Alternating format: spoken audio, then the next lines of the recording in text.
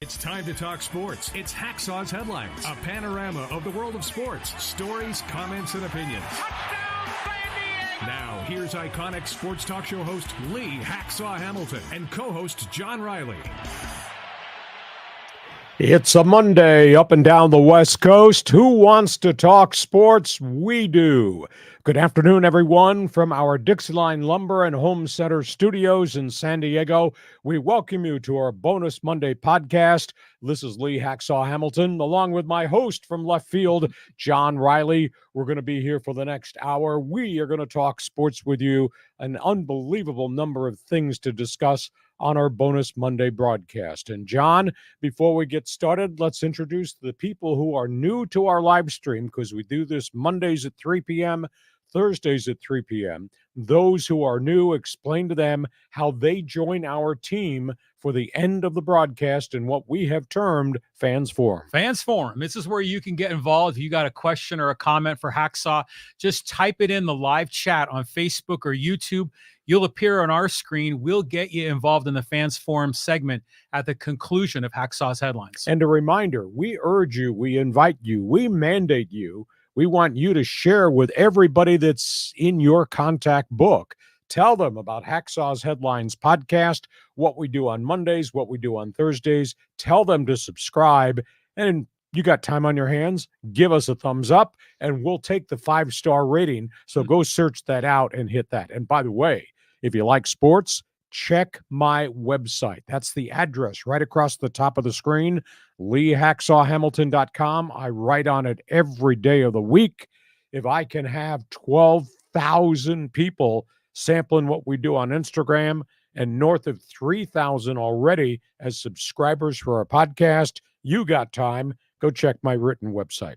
John, we got a lot of topics on the table. Where do you want to start? Well, first of all, it's 13,500 on Instagram. It keeps growing every day. All right. Hey, it was a wild and wacky weekend in the NFL. I mean, we got to start there. And then there were none. No unbeaten teams left. I went through the schedule on Friday night, and I tried to pick out games that I might want to look at, check in on. I could hardly find any. I only found one that really intrigued me. San Francisco, Cleveland. The rest of the games were terrible. And it played out that way because I track all these games during Sunday afternoon and Sunday morning early starts. Miserable football, field goal kicking contest, turnovers. Oh, it was just awful. And then we get to Sunday night and we have an upset and then a near upset in the final game on the weekend. You know, I tried to figure out how could all these games be so bad simultaneously? Conclusion had to be the eclipse. It was a lot of lousy football yesterday. Okay, let's start about the last unbeaten going down the drain. 49ers lose to the Browns. Jake Moody misses 2 field goals, had been rock solid up to that point. Michigan rookie went left, went right. 49ers winning streak over. Brock Purdy's winning streak over. Now they're hurt on top of getting hurt by the Cleveland Browns. They lose Christian McCaffrey, oblique injury. Deebo Samuel re-injures his shoulder. Offensive line could not protect Brock Purdy. He really had anemic numbers. He kind of looked panic-stricken. He manages games, but he didn't manage the pass rush very well. 125 yards passing, touchdown, interception. They just didn't play very well in that game. And then how in the world do you explain the 49ers losing to an unemployed refugee quarterback from the XFL by the name of P.J. Walker, who's running around with his hair on fire, throwing into all types of coverage, got balls picked, should have had other balls picked, probably could have had 5 picked in the game, but he got Cleveland the win. And it's a Cleveland team that doesn't have its quarterback, does not have its top heavy-duty running back, but it does have its defense. And its defense really beat the 49ers off the ball. I mean, it was a bad game. Now, that was not the only one. Then the Eagles who are in the Super Bowl, lose to the Jets. And they lose to their quarterback, Zach Wilson. You got to be kidding me. Jets played out of their mind. They got after Jalen Hurts. He threw 3 interceptions. He was throwing balls into coverage that you don't think a Super Bowl quarterback would do.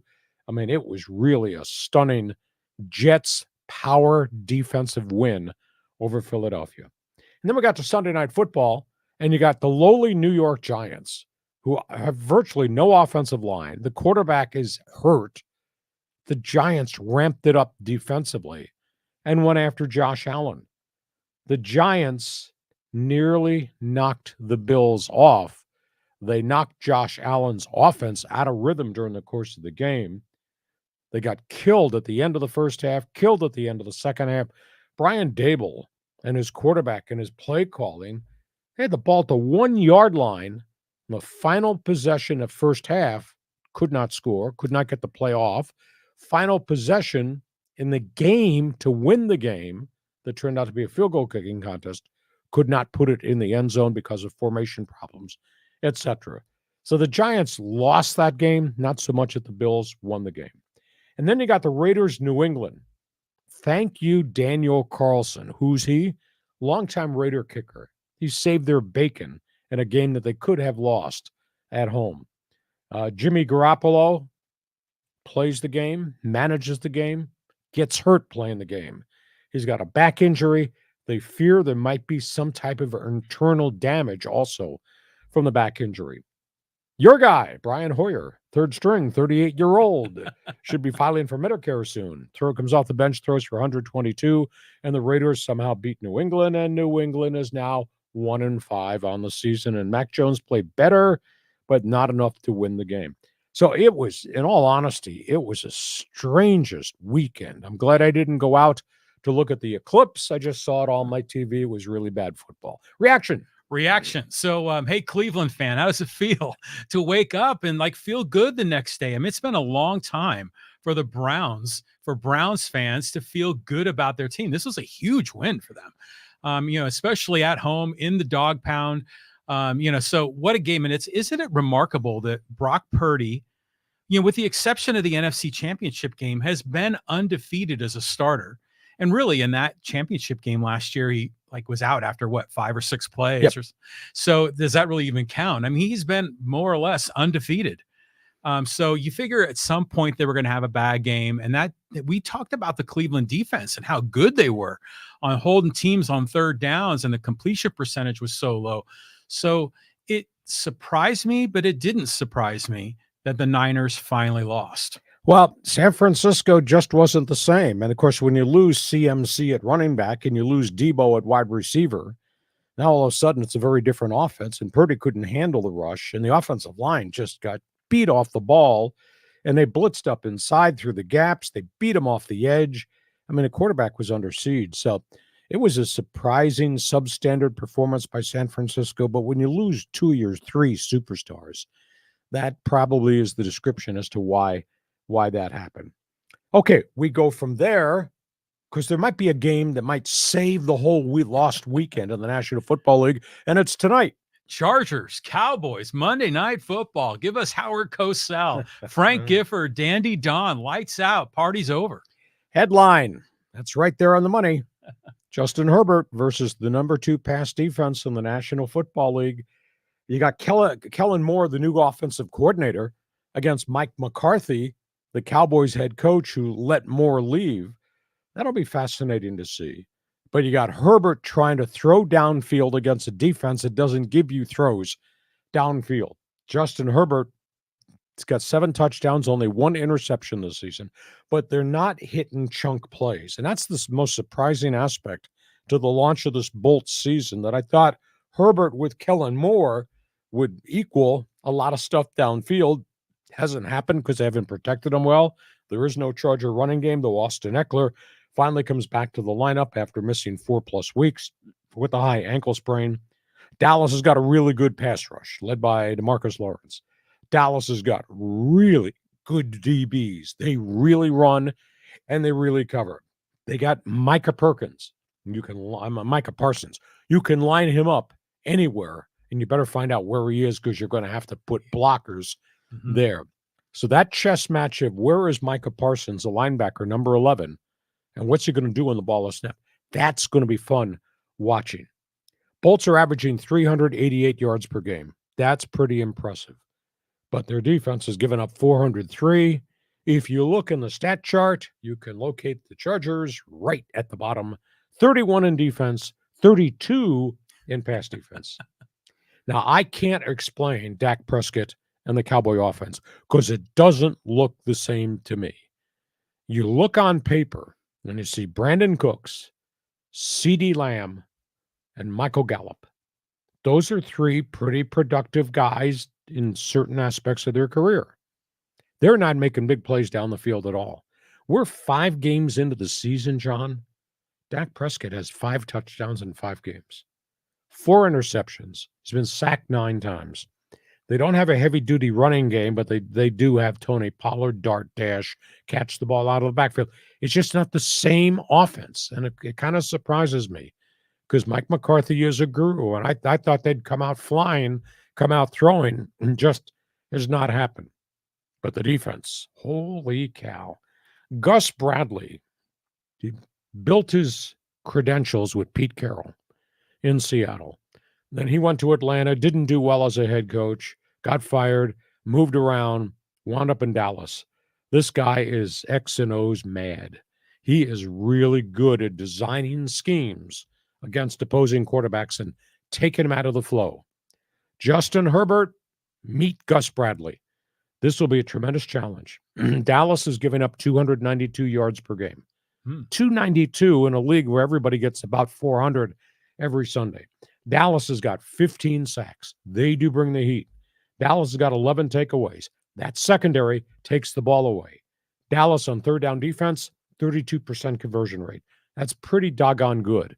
So as much as I like Herbert, and I'm waiting for the dynamics of Kellen Moore to kick in, I think it's going to be hard for them to go down the field and make a pile of plays. Conversely, Dallas has been dormant on offense. Like I say, Dak's got 5 TDs in 5 games. He's going against just a horrible defense. It doesn't have a big pass rush unless they blitz. And he's going against a much younger secondary now. I'll be interested to see how Mike McCarthy attacks the Chargers downfield because they have to make it a throwing game because Herbert can hurt you. But I just think Prescott has got to take advantage of the ineffectiveness of the Chargers secondary. Who's going to win? Somebody's going to really be upset by 9 o'clock on Monday night because somebody's going to be in big playoff trouble with a third loss. And it doesn't get any easier for Dallas going forward on the schedule. And the Chargers go from this game to Arrowhead Stadium next weekend. Oh, wow. And they still got to go to Detroit. They still got to play Buffalo. They've got 2 games with the Chiefs still on the schedule. Chargers' schedule gets rockier as we go. So tonight is huge for both of these teams. Your response? To me, both these teams strike me as being below expectation. You know, I think as fans of the Chargers or the Cowboys, you're just kind of feeling kind of meh. You know, they're disappointing. You figure both teams would be a lot better. So going into this game, you know, it's going to be weird. I mean, Austin Eckler's back, right? So I think we can be excited about that as Charger fans. Wait, did I just say I was a Charger fan? Oh my God. Hacksaw, you're infecting me again. But I get sucked right back into this whole Charger thing all over again. But I think the Chargers are going to be in much better shape this week. Tonight, since they have Austin Eckler, but Dak Prescott, going up against the number 32 defense in the league. He's going to find the golden touch again. People are going to say, "Hey, Dak Prescott's not as bad as we thought." I mean, this game could go either way.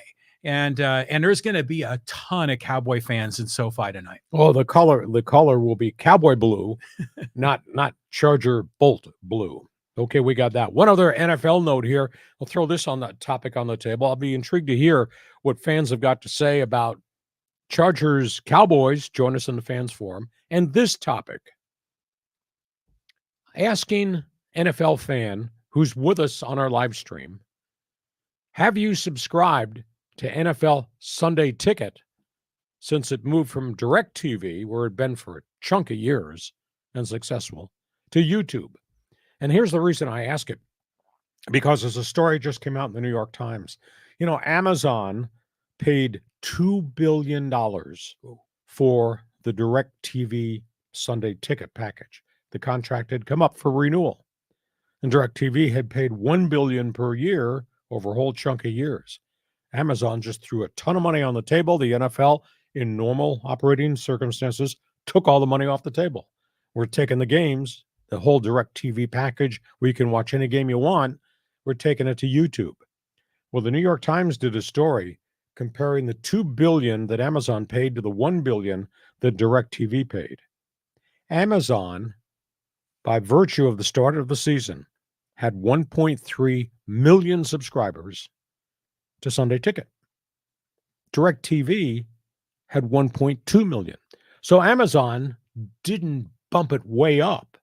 Now, granted, they're charging $3.99 or $4.99, which is $100 more than the $2.99 it was. The issue is Amazon is now facing a loss of like $500 to $1 million because they only got 1.3 million subscribers. Amazon needed 4.5 million to crack the nut, to break even. Wow. They needed 4.5 and they only got 1.3. So I'm asking a question to John Q. fan out there who's with us on live stream. Join us in Fans Forum.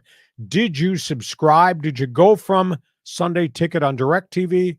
Have you joined the YouTube team? Or have you said, no mas, I'm not giving the NFL more and more and more money? John? Yeah, well, I don't sign up for this. I mean, I have always been watching the games on Fox and CBS. I mean, even back in the day, you know, the NFC, remember they had CBS and the NBC had the AFC. But that's a lot of money, you know, and I think if you're a hardcore fantasy football guy, you probably want to sign up for that. If you're betting a lot of money, you know, on your app or in Vegas, you want to sign up for that. But $500 a month or $500 total for the season, that's a ton of money. So I can see why some people are not signing up. And it's also, you know, everything is changing in this space as people cut the cord. People are trying to find new ways to see the games. And we're in a period of transition. But if they needed 4.5 million subscribers to, like you say, to kind of break even, and they only had 1/3 of that. Yeah. I mean, that's a pretty heavy bath that they're taking. So, but you were saying Amazon and you were saying YouTube. I was a little bit confused. I mean, it's YouTube that has the DirecTV pack or right. has the Sunday Ticket package. Right. Okay. I think in a big overview, I'm wondering if the fans are starting to get really peeved that all of a sudden the NFL's charging them for all this extra stuff. Like, do you know where Thursday Night Football is now? Can you find Thursday Night Football? Because Thursday Night Football used to be a staple of, hey, NFL's on Thursday. I got to pay for it. Well, it's on Amazon Prime. I know. And I already subscribed to that. So it's like no big deal. But at some point, it gets to be troublesome if you've got to have like 13 different subscriptions to be able to see all of your games. And that was the beauty of having it on cable, is that you had one fee and it covered everything. Mostly. And now we're trying to, like, you get YouTube TV, but then there's one exception or another exception. I mean, I've got subscriptions to for sports related stuff, to DirecTV Stream, to Amazon. And I'm going to be switching now in a moment, because I'm on DirecTV Stream to get the Padre games. So now the Padre season is over. I'm going to probably go back to YouTube TV so I can get CBS Sports Network so I can watch Aztec basketball. Complicated. It's complicated. Here, sign here. Just give me your credit card.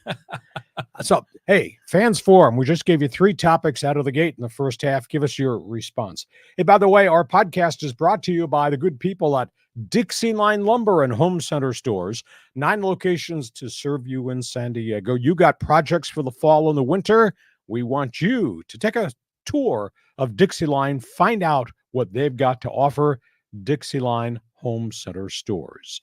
We get to halftime. When we come back, we just covered NFL football. When we come back, we're going to talk college football. And we got baseball to talk about too. Thanks for being with us as our Monday bonus podcast continues. And a reminder, at DIXIELINE Lumber Home Center Stores, they do projects. John, they do unbelievable projects. We're going to roll a video here that just tells you who DIXIELINE is and what they've accomplished. But you and I have done business with DIXIELINE for years. You said 100 years have been in business in Southern California, 9 locations in San Diego. These people know how to help people do projects at their home or business. Yeah, and it's terrific. The cool thing is you can drive your car into the lumber yard and they'll load you up. You don't have to get like one of those big shopping carts on wheels and schlep it out to your car in the parking lot. You just drive into their lumber yard. They got dudes there that'll lift up all the heavy stuff, put it in the back of your pickup, and you're on your way. So they make it really easy. This is what DIXIELINE lumber and home center stores are all about. Pay attention.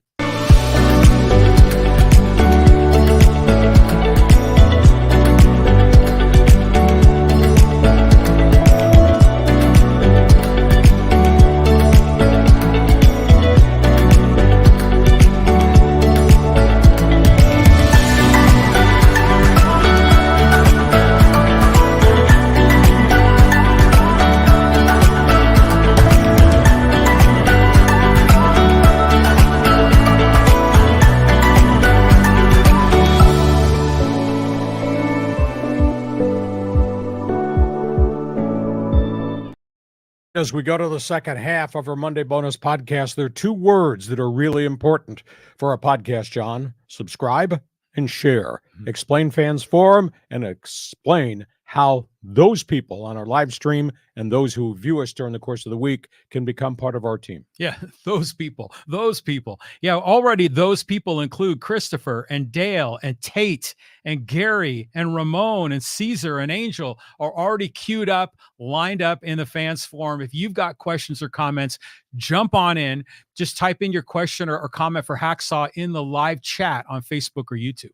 And a reminder, we want you to tell everybody what we do, bonus podcast on Monday, our Thursday regular podcast, and subscribe so you can get alerted because we do things every day of the week, adding things to our YouTube channel. And if you like sports, check my website, leehacksawhamilton.com. If you check it every night or early in the morning, you'll have all the stories there are. We covered the NFL. Let's talk college football. I mean, what a weekend it was for the Pac-12. I mean, this should be glory years for the Pac-12, but instead it's a swan song. Something for everyone. Hype, big plays, big blitzes, quarterbacks down the field, moments to remember. What an unbelievable series of games we had. Let's start with Oregon-Washington. Farewell tour for the Pac-12 conference. It's the year of the quarterback. That was classic. It may not get any better this year than what we saw at Seattle, at Husky Stadium. Oregon loses to Washington. Unbelievable. 1,055 combined yards offensively. Michael Penix throws 4 more touchdown passes, throws for 302 yards, obviously pushing his name into the Heisman Trophy conversation. Bo Nix threw for 337 and a couple of touchdowns. Ducks had 541 yards in offense. They were going up and down the field. But the Huskies had a total of 415 yards in offense. It was a classic game decided on the final possessions. And, of course, there were goal line stands, too. It was an electric game. USC-Notre Dame. The Trojans, John, are in big trouble. Trojan club members in San Diego, Trojan fans in Los Angeles, you got a big problem. Not that you lost one game, but you got a big problem because your defense still can't stop people, and a bigger problem where people have figured out the offensive line, and now Caleb Williams is under siege. He's been sacked 10 times in the last 2 Saturdays. Wow. He threw for only 199. He was hit 8 other times. He was pressured 11 times beyond that. And USC can't solve it because they're playing the best they have in the offensive line, and the defense just isn't very good. Irish had 5 takeaways. They had 6 quarterback sacks, and the Irish just put together a phenomenal performance, which also included a 99-yard kickoff return for a touchdown. And why do I say USC's in trouble? Aside from the fact their offensive line is now exposed, and people are getting all this on video now, and all these coaches will figure they can't block this. This is what we're going to do against them. In addition to the defense not being able to stop people down the field, they have to play Oregon, Washington, and UCLA the second half of the schedule. They look to me like they're in real trouble. UCLA, Oregon State, the kid Dante Moore, the freshman quarterback, under fire. He really struggled up in Corvallis, threw for 165, 3 picks, most of them very early, panicked, 6 quarterback sacks along the way. And the defense that had played so well in the prior couple of weeks just looked gassed in the game against Oregon State. So now UCLA has gotten punched in the mouth, and they still got big games on their schedule. Arizona, Washington State up in Pullman. Tell you, they got a quarterback issue at Arizona. Both of them are really good. Jaden DeLaura, who had transferred from Washington State to Arizona, has played there for 2 years and put up really good numbers. He got hurt, and here comes Noah Fafita. And this kid, this Polynesian, he threw for 342 in Pullman against a pretty heady Cougar defensive team. Hey, Jed Fish is building that program at Arizona. I mean, he's going to drag this thing from the Pac-12 into the Big 12, and they're going to be scary because he's got a lot of skill talent. So Arizona wins at Washington State. Stanford, Colorado. My head was spinning. So was Colorado's defense. They had a 29-0 lead, and they lost it. And Stanford, which does not have great firepower, just lit it up. They lost 46-43 in double overtime. Shedeur Sanders threw for 400, 5 touchdowns for Colorado, but he also threw costly interceptions. They're making a lot of mistakes there. He's thrown into coverages he should not be throwing into coverages, trying to make some plays. And it kind of looks like they've run out of defensive players. So, and their schedule is not going to get easy because they still got games to be played, including they got to go play UCLA. So, a real tough run right now for Colorado. And I think the other thing that really bothered me, and I've noticed this over the stretch of games they played, they play fast, they play physical, and Colorado plays over the line. They do a lot of cheap stuff in games, and I don't know whether it's showtime and trying to back up their bravado, who they are, and us against the world. You can't take 17 penalties for 121 yards. I think they lead the entire nation in penalty flags. And all this, I think, is a spin-off of the persona of Neon Dion, Coach Prime. This is who we are and what we're going to do. Well, you're not going to do it if it's illegal. And I've seen so much cheap stuff out of bounds and late hits on quarterbacks. It's killing them. I mean, they drew 17 penalties in the game against Stanford. I think the week prior they had 14 flags. So I wish they'd change that aspect of the game. Your reaction to college football, it was a classic weekend. It was an unbelievable weekend. And that, you're right, my head was spinning watching that Stanford-Colorado game.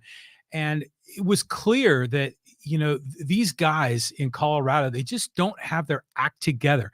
I think they're all high and mighty. They've got a lot of skill guys, a lot of talented guys, but they just can't win in the trenches at all. And they just got overwhelmed. And I saw Dion just ripping his team today. It was like, or maybe it was yesterday. It was the day after the game, just basically saying, you guys are not working hard enough. You're not putting in your due diligence during practice. And he was calling them out. And so I think at one level, when you have Coach Prime, you attract a lot of these sort of, I don't know how I could say it, these, showtime, kind of players, but you also kind of attract that element that wants to, play a little bit dirty. But Dion doesn't coach that way. Dion coaches clean, and he wants to see his guys play well. So they're going to have to really step up. But the question I have for you, Lee, is with the way that Caleb Williams struggled and the way that Penix won the big game over Oregon, does Michael Penix move into first place for the Heisman Trophy? I think it's too early to say that, because we still got the whole back half of the schedule to play. But I think Caleb Williams was the odds-on guy going in the front door, no doubt about it. Shedeur Sanders, because he's played so well statistically against a huge schedule. They may have played the toughest front-end schedule of anybody in college football. I think he puts himself in there. Bo Nix is a different type of quarterback. He makes a lot of plays, but there's not a lot of pizzazz to what Bo Nix does. He runs the game and he makes passes. He runs the bootlegs. He runs the ball some. Penix is throwing on every down, and he's doing against the whole world knows what they're doing, and they're going to defend him that way. I watched him and they were dropping 6 and 7 into coverage, and he was still throwing for a ton of yards. So I think Penix has pushed himself into the conversation. I just think it's way too early to say, this guy is going to win this thing, because there's a lot more games to be played, and we'll see if Caleb Williams can come around or if they can help him better, because he was a house of fire first 3 weeks of the season. Mm-hmm. But I mean, he's not doing now what he did before, because he's under such enormous pressure. I mean, he got treated like a rag doll by Arizona 2 weeks ago. And then this past weekend, Notre Dame just beat the daylights out of him after they beat the offensive line off the line of scrimmage. So, these guys are all in the mix for the Heisman, but it's a little bit too early to say, hot guy going to run away with it, because I'm not sure that because Caleb Williams is getting a lot of help that they're going to run away with it. A question for you about Bo Nix, because he was at Auburn. Yeah, before he went to Oregon. Why did he transfer? Did he lose the starting job? I think it was coaching changes, and no, he was the starter, I think, for about a year and a half. Mm-hmm. But I think he wanted to go somewhere to be in an offensive system where he could really shine. Because in Auburn, what do? They run the ball. Okay, and they run the ball, and they run the ball a little bit more. So I think that probably had something to do, and Oregon obviously was pretty flashy with all the offense that they've run. Okay, we go from football. Let's talk baseball. Baseball. I mean, we're getting down to the Final Four now, and our buddy Bruce Bochy is in the ALCS. I mean, both these series are going to be great. Well, I mean, the headline, pick 'em, pal. Those are the ones I'm picking to go to the World Series. Texas has really stun-gunned Houston. The Rangers won the first game. They shut out Texas. They beat Justin Verlander. Justin Verlander has won 13 games in postseason.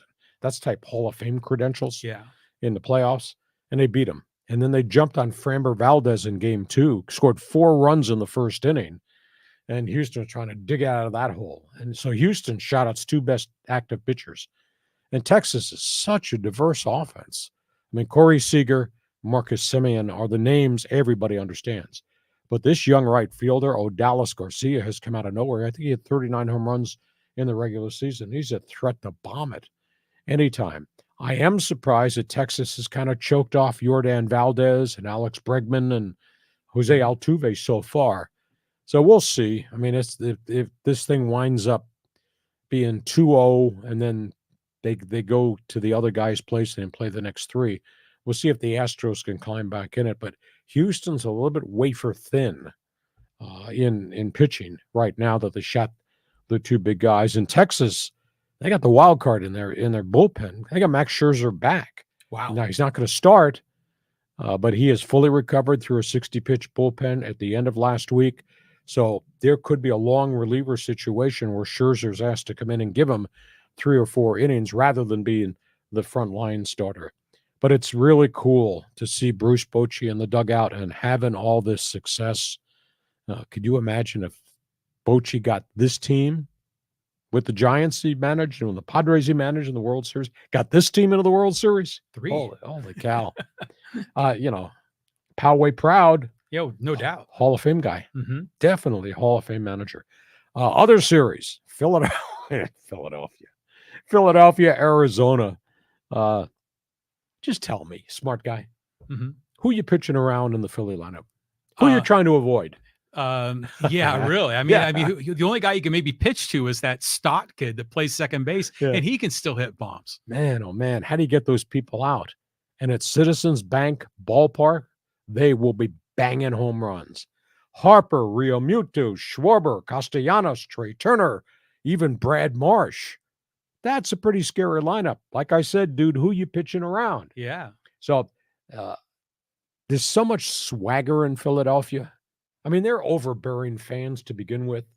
And now there's so much swagger with Philly fan and with the team.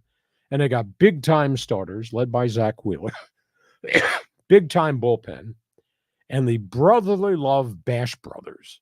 Man, they just swinging sticks, and they don't care about strikeouts or the fact that Schwarber's hitting 199 and he's got 54 home runs. I mean, what a persona of a baseball club. In Arizona, I mean, once you get beyond Zach Gallen, I don't know what Arizona's got beyond that. I mean, they say that Merrill Kelly is the number 2 starter, but we're not talking about a state-of-the-art 20-game winner there, and No. this is Philly's batting order. So Mhm. Philadelphia's just got checked off every box of a way to win. And they're a really, really good team. So I pick them, pal. I got Texas and Philadelphia going to the World Series. And John, broadcasting from left field, says... From left field.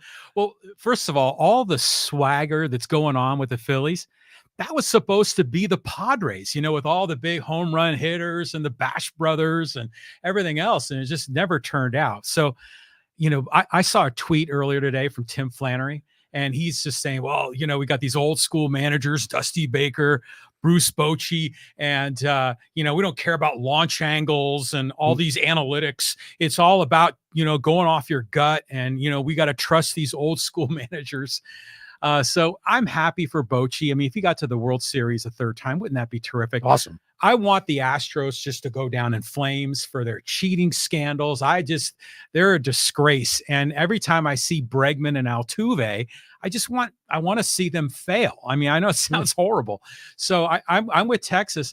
I would love to see the Diamondbacks beat the Phillies. And I know that's improbable, but the third pitcher in their rotation is that kid. What is it? Fat. It starts with PF. Yes. He's actually pretty good. But they sent him down to the minors earlier in the year because he didn't really have his act together, but he's been really good at the tail end of the season. So they've got, you look at that batting order, they've got a lot of the guys that are sort of quiet, but they get the job done. And it's not just Corbin Carroll. They got a lot of talented guys there. So I'm rooting for Arizona to win, but I mean, yeah, you go into, that bandbox in Philadelphia and they're playing that bell from the Rocky movie, just to get everyone hyped up. That's going to be a tough place for Arizona to win. I just hate to pile on, but Bryce Harper in Philadelphia, personality and style is everything that Manny Machado and the Padres are not. Exactly. And that just really bothers me. Yeah, it's exactly that. Okay. We go from baseball. Let's talk about some other interesting storylines out here. Hockey. I mean, no one talks hockey like you, Hacksaw. Gulls. I told you last week I thought they had a chance to really be decent out of the gate with all these young guys that the Anaheim Ducks were sending down from the NHL. Well, they didn't get all the young draft picks here, but what they got was a cross-section of good goaltending, really deep on defense. You add into the equation some guys who can score. The Gulls go on the road. They go to Ontario. They beat the LA Kings top farm club, and they really beat them up. And they got 75 saves out of their goaltenders. I mean, it was a really stunning win Friday night. Alex Stalock, a former Chicago Blackhawk goaltender, whom the Ducks signed late, sent here. He's a veteran. He's here. 3 NHL veteran defensemen, and then the collection of all the young kids. Stalock had 40 saves on the first night. They played the Swedish rookie, Kalle Klang, the second game. He had 35 saves. And the Gulls win back-to-back games in Ontario, which is a tough place to play. So the Gulls are back home. Pavel Regenda scored 5 goals in the first 2 games. Right winger, Jacob Perreault had a couple. And they had the veterans on defense that really stabilized everything in front of Stalock and in front of Klang. So here's my thought. San Diego, I think, is a really good hockey town. Has not had good teams the last 2 years with the Gulls. And, of course, prior to that, they had to leave because of COVID, and they played up in Anaheim. Friday night home opener. I bet the Pechanga Arena is going to be a madhouse. And, of course, the Gulls have something kind of cool. I call it Beer Friday. They really, I mean, they have all these special promotions on Friday. Mm-hmm. If you've never been to a hockey game, or you're a Gulls fan who kind of got lost, you need to go back and sample this team right now, Beer Friday. And by the way, the enemy, Ontario Reign, they'll be in here. It'll be 3rd game in a row that they play Ontario before the Ducks then embark on the rest of the American Hockey League schedule. So there's potential. I don't think everybody in Anaheim with the Ducks is going to be on that roster for a long period. I still think a couple of those high draft picks are going to wind up here. This has the potential to be a really good team. So if you're a hockey fan, you need to sample Beer Friday. It's kind of cool at the Sports Arena. That sounds great. I mean, I went to a Gulls game last year, and it was a great experience. And there are a lot of really hardcore Gulls fans. I mean, they show up in their gear and they're ready to go. I mean, the fans here in San Diego, and it's to me, as a sports guy that I follow baseball, football, basketball, I don't give enough attention personally to hockey. But the more I learn about it, the more I understand how great the sport is. And I also understand how San Diego is a legitimate hockey town. I think it's great. But I just like listening to the old hockey stories from you. I mean, being on the bus with all those guys in your early broadcasting career, like when it was like slap shot. I mean, you got any more of those stories, Hacksaw? No, it's just that it's a different culture. I do have to excuse me, I'm fighting a cold here. I will tell you this. I always covered hockey as a talk show host in San Diego because we were on a big signal. And I covered it because, A, I'm a fan of the NHL, and I came from a hockey background. But I also knew with our big signal, the old Extra 690, and even at the mighty 1090, that our signal was busting into LA and busting into Anaheim. And obviously, home of the Ducks, home of the Kings. So we did so much coverage of the NHL, and we got so much response. I think back to the night the LA Kings traded for Wayne Gretzky. I mean, it set the NHL on its ear. Yeah. People responded. I mean, it was such a monstrous trade to get Gretzky from the Edmonton Oilers. And Peter McNall, the owner, was just, he was a doer. And he paid a tremendous price, but Gretzky got here and got the Kings to the Stanley Cup. And San Diego has a great tradition of minor league hockey, going back to the old Western Hockey League. John, you and I have talked about the original six. Yes. Well, the original six meant there were a lot of hockey players who never got to the NHL. And those guys wound up in the old American Hockey League and what was then the old Western Hockey League. And there were guys who were making tons of money playing in the Western Hockey League, some of the San Diego Gulls. So I knew there was a legacy and fairly successful run of minor league hockey here. And they had gone to the World Hockey Association with the Mariners and didn't have great success.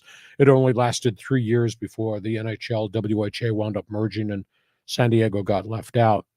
But the thing that drove home the point of how cool a hockey market this place is what happened right after they announced we're putting an AHL franchise in San Diego. Mm-hmm. The Anaheim Ducks, who had their AHL team in Norfolk, Virginia, moved it back here. And they had a fans fest greet the team on a Sunday in February, and they drew 8,500 at the Sports Arena. Holy moly. I was staggered. And I walked through the concourse before the event started because I was one of the MCs, and nobody wore clothes. Everybody wore... Wait, nobody wore clothes? Well, let me finish the statement here. Everybody... I mean, this is in winter, and it was cold. Yeah. And people showed up in Maple Leaf jerseys and Ranger jerseys and nice. Montreal jerseys and old Detroit Red Wing original 6 jerseys and Blackhawk jerseys. I mean, it was phenomenal how many fans were there. And the first group of years, this team led the American League, which has been in existence since the 1920s, led them in attendance. And they were, and on weekends, they were getting 9,000 to 10,000. And after Christmas, they were getting 11,000 to 12,000. Nice. Now, it kind of drifted away because the team had to go to Anaheim during the COVID for 2 years, so we had no home games here and no fans in the building. And the last 2 seasons have been substandard. So that being said, I think this is just a really good hockey town. And if they put a good product on the field, and by the way, you like Beer Friday, I sample it. I think you'll enjoy it. That's my statement on hockey. One other topic on the table. We're going back to corner kicks here. Okay, one more topic on the table. Yeah, Team USA. I mean, they're back, huh? Well, Greg Berhalter is back. He has signed this contract extension after being away, coming right out of the controversy involving the World Cup. Gia Reyna is back. They have solved that issue. He is on the roster. Team USA is playing what they call friendlies. They're 2-1 in friendlies since Berhalter returned. They did lose to Germany on the weekend 3-1. Berhalter's defense really struggled, but he's trying to mix and match. They play Ghana on Tuesday night. That'll be the next friendly. The thing that excites me is the players buy into Berhalter's system. It has become talent and team, not individual or star. But they got Pulisic, they got Weston McKennie. Those are some of the veterans. Matt Turner has become a star keeper. What he's doing in the English Premier League right now is really impressive. Reina is there. Fab Balogun, who can score goals, is starting to find himself at this international level. They got Ricardo Pepe, who has scored goals in some of the friendlies. The young guy, Alejandro Zendejas. They got veterans on defense. So they play Ghana Tuesday night. So I think the picture is clear. Berhalter's system works. The players have bought into the coach and the way they're playing.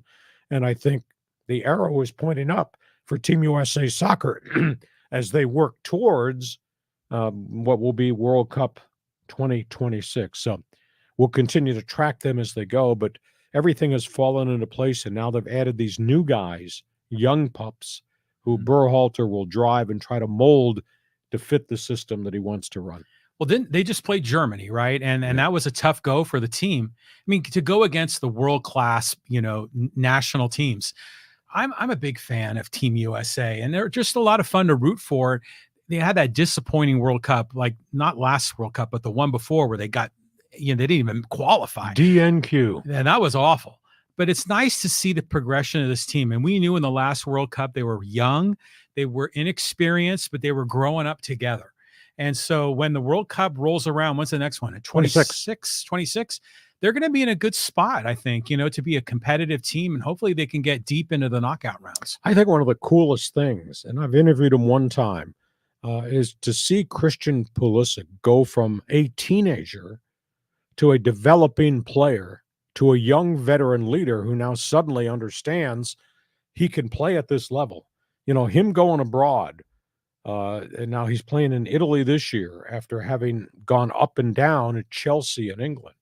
But the way he carries himself on the pitch, the way he plays, the way he dominates, the way he sets up shots, the way he gets open to make his shots, to see him go from a 17 and 18-year-old to where he is now, that's pretty cool. And he's the flag carrier for the whole thing. And now they got all these other young guys that are going to try to follow Pulisic and grow into the job. Yeah, well, he's a grown man now, so he can use his body and knock people around as he needs to. But yeah, this is just terrific to watch him. I'm glad Berhalter is back. Seems like he's kissed and made up with Gio Reyna and their family, and that controversy has kind of gone to the back burner, right? It has. On we go. Fans Forum coming up. You got a question? We got an answer. You got a statement to make? We'd like to hear it. You want to take one of us on, both of us on? That's okay. You're the one who'll wind up losing. You can't argue with talk show host. But do want to remind you, our podcast is brought to you by DIXIELINE Lumber, Home Center Stores, 9 locations in San Diego. Whatever the project is, when you need supplies, you need DIXIELINE Lumber. Build it, fix it. We guarantee you will enjoy it in the fall. John, you got questions? I know we got answers. Well, hopefully you're up for it. I know you're kind of struggling through this, Lee, battling the head cold, but we got a lot of people commenting here. And there's a lot of people fired up about tonight's game, the Chargers-Cowboys. And here's Dale. He says, when you run at Parsons, he has the most problems, as great as he is. Well, you got to be able to run. The offensive line has to run block, and they've not been able to do it with any consistency at all. Now, the Chargers obviously want to throw the ball, and they want to not only need to throw it down the field, obviously they spread the field, and they're going to throw it to Austin Eckler. But Parsons comes from everywhere.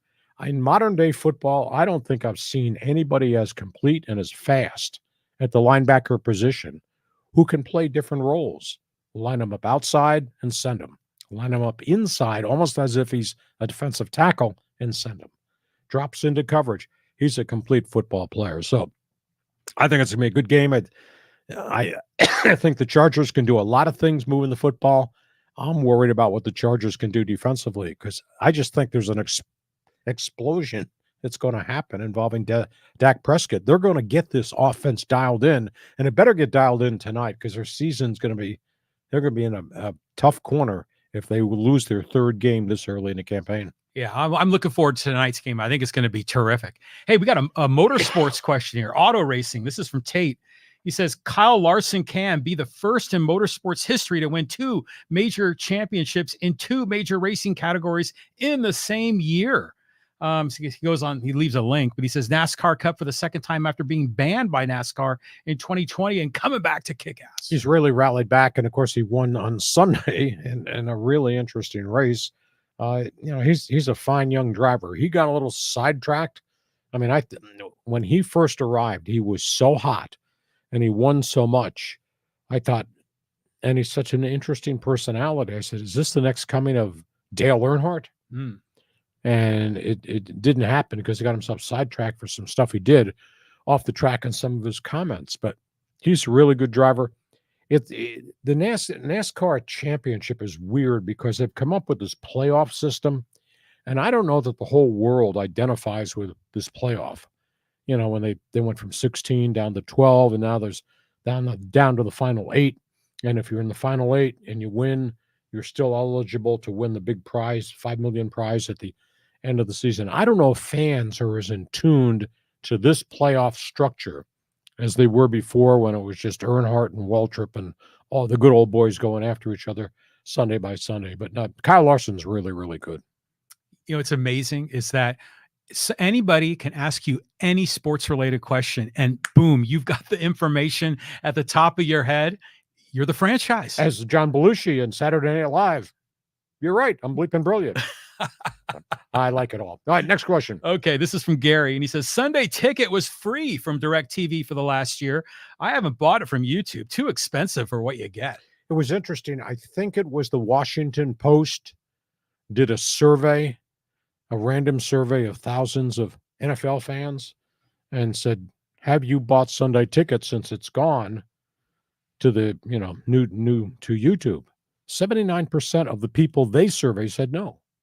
79% said no to the NFL. I had got sticker shock with a price tag. Mine was $2.99, I think. Mm-hmm. And all of a sudden I got this directive in the mail. Subscribe now. $4.99. Whoa. So I didn't. And I miss it, but I didn't. If it's really a most unique game, I'll go to a pub with you and we'll watch it at the pub. Mm-hmm. But 79% said no, they did not subscribe. And even though they jacked the prices up to only get 1.3 million when they needed 4.5 million to break even, that's what they call loss leader. That's an awful lot of, quote, loss, isn't it? Mm-hmm. Well, I think, it's interesting how the NFL is such a cash cow, and everything is driven by money in that league. And with inflation and everything else getting more expensive and tickets for the games being more expensive, they keep raising the bar to see how far fans are willing to keep spending money. Maybe this is the limit. Maybe they've kind of hit a point where they're like, enough's enough. But it's similar to what's going on with the Padres when they lost their television contract, and, people are now having to pay a la carte for it, and some people are hesitant. So there's a lot of things swirling around with sports media these days. And here's the asterisk to that sentence you just talked about. This hasn't gotten out yet. National Football League is negotiating to take the Super Bowl out of the U.S. You killed it. Take the Super Bowl to London, England. Wow. Global dollars, pal. And it's all a money grab. Now, maybe the fans just watch it on TV because it is the Super Bowl and it is an event. But if it's not going to be in Los Angeles, or it's not going to be in Miami or wherever, it's going to be in London at Wembley Stadium. And they'll charge beaucoup bucks for that, for whoever goes to see the game in London. So, I don't know, would you be offended if the Super Bowl was abroad? Well, I wouldn't be offended by that. I'm offended that they don't have the Super Bowl in San Diego. I mean, that's supposed to be the greatest place for it.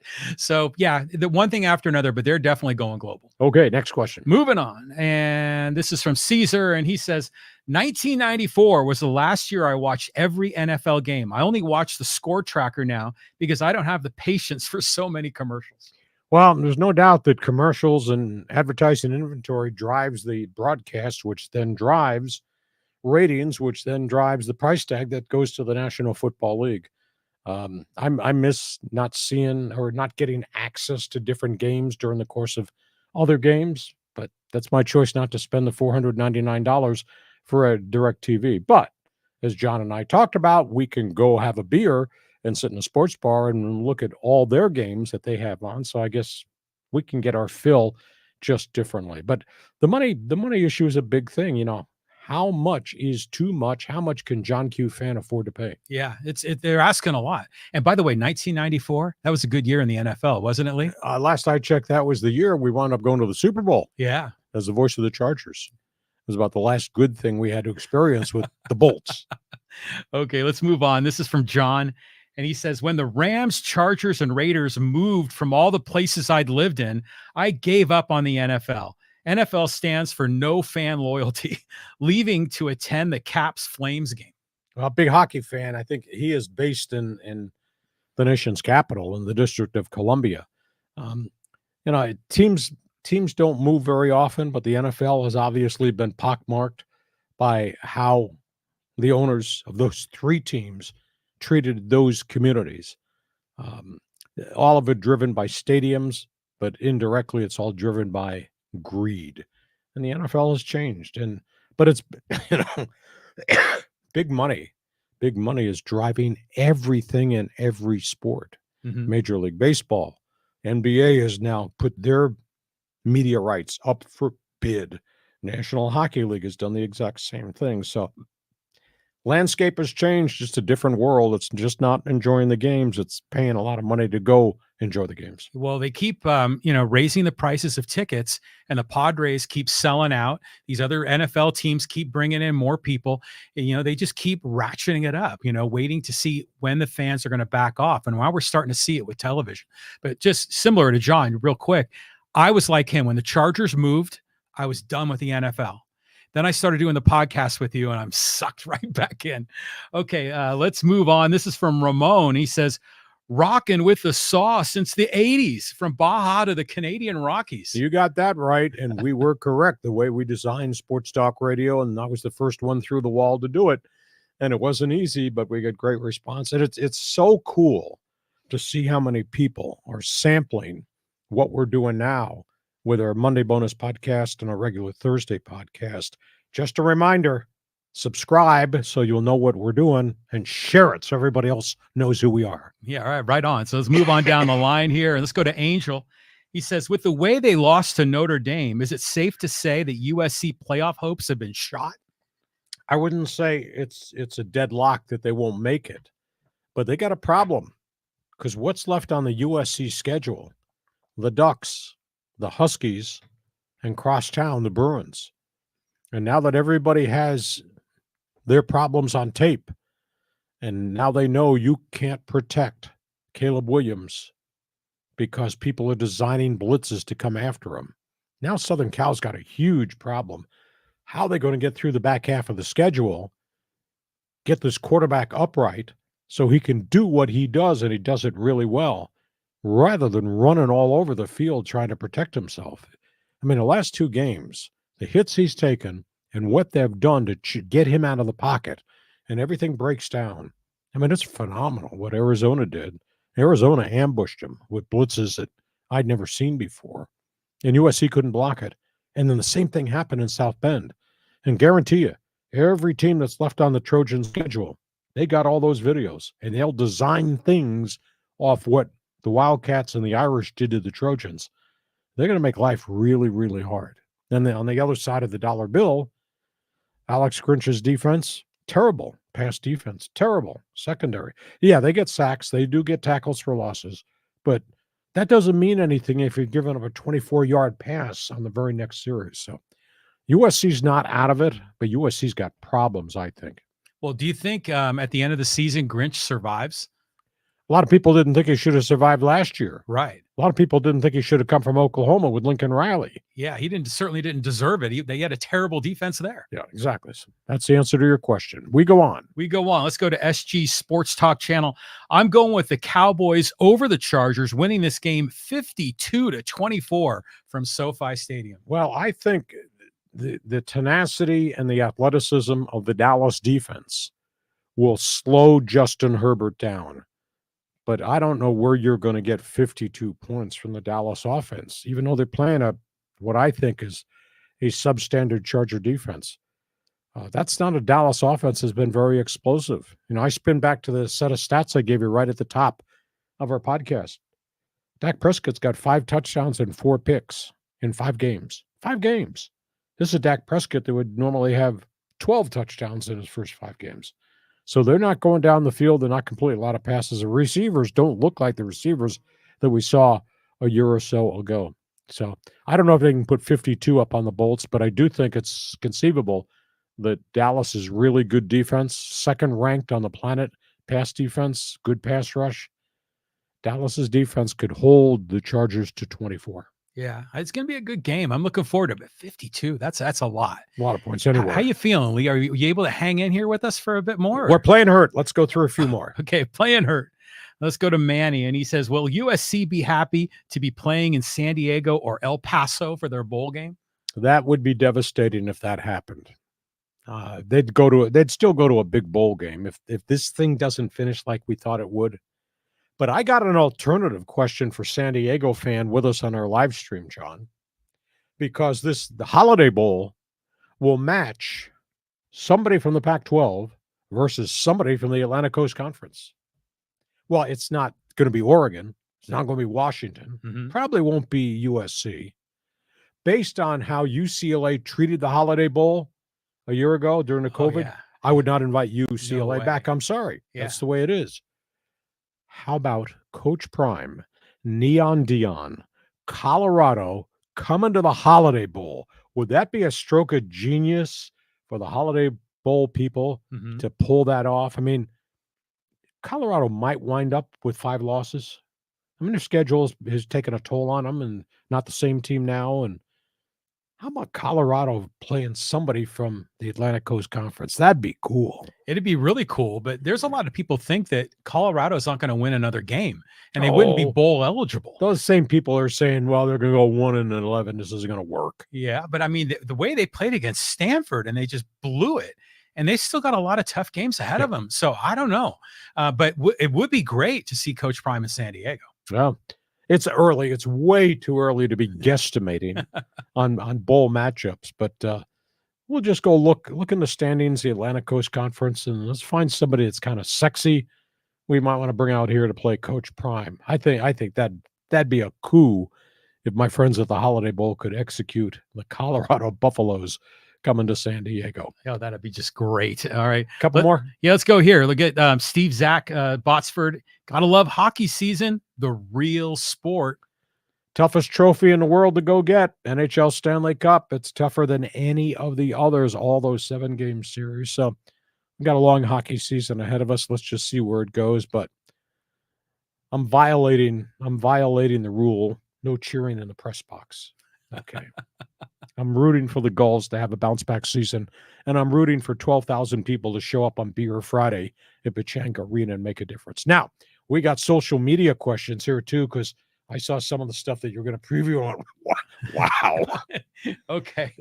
Well, there's a ton here. Let's get one in here about Dave Roberts. And, well, wait a minute here. I got to turn this off and that on. And now here we go. This is from Jazz, and he said, Dave did not tell Mookie and Freddie to go 1-21 and Kershaw to blow up.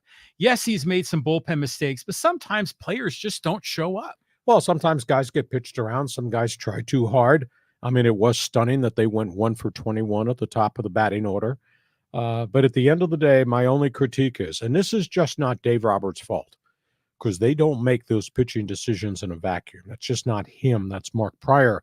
That's the analytic guys upstairs. That's Andrew Friedman. They all meet, and they have all these numbers in front of them, and they say, this is what we think you should do if the starter gets in trouble. This ought to be the way the order works if you have to go to the bullpen.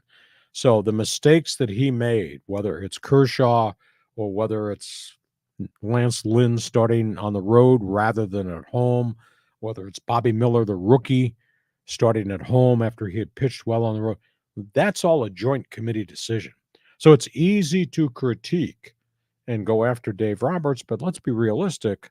Analytics have changed the game, and that's a joint committee meeting. So at the end of the day, though, Roberts now has had, 5 postseasons, and there have been huge question marks about decisions with pitchers with him as manager.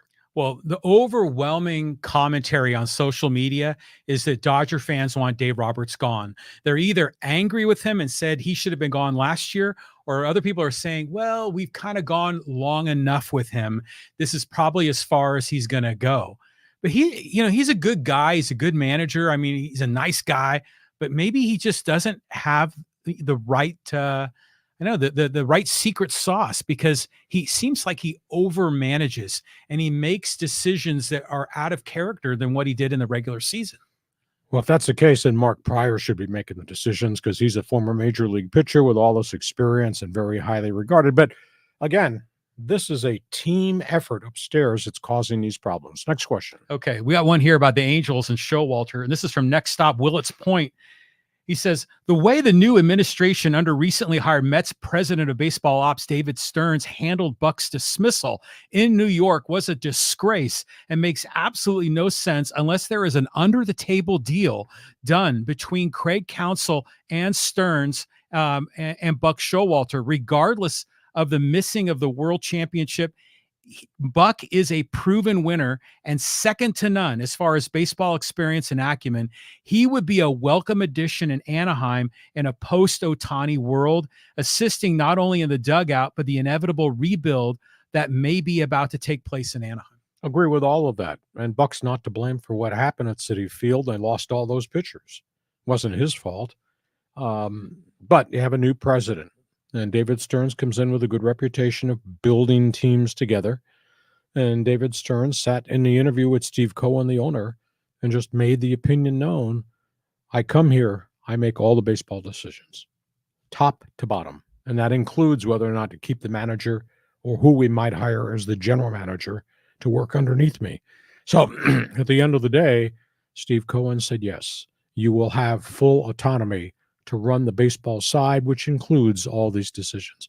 If I'm the Angels, I hire the guy. Guy's got almost 1,100 wins, been to the World Series, been in big markets, been in small markets, been through some good ownership, bad ownership. Guy's still got juice, still got gas left in the tank. And I think there's an intangible. Based on his resume, hi, I'm Buck Showalter. Here's my calling card. Here's everything I've done. He sits down with Ohtani. And maybe he convinces Ohtani of a Buck Showalter game plan that would allow Ohtani to stay here. And then that changes everything as it relates to the persona of Angel baseball. Now, granted, they still need pitching. They still have to figure out why they have so many guys that are getting hurt. But Buck Showalter walks in the door with one thing that we've not really had in a while: credibility.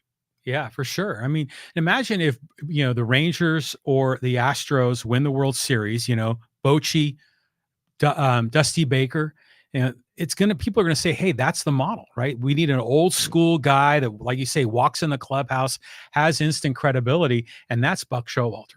So I'm hoping he lands in Anaheim. I mean, Anaheim has so much potential to be a great franchise, and they constantly are stubbing their toe. So they got to get this right.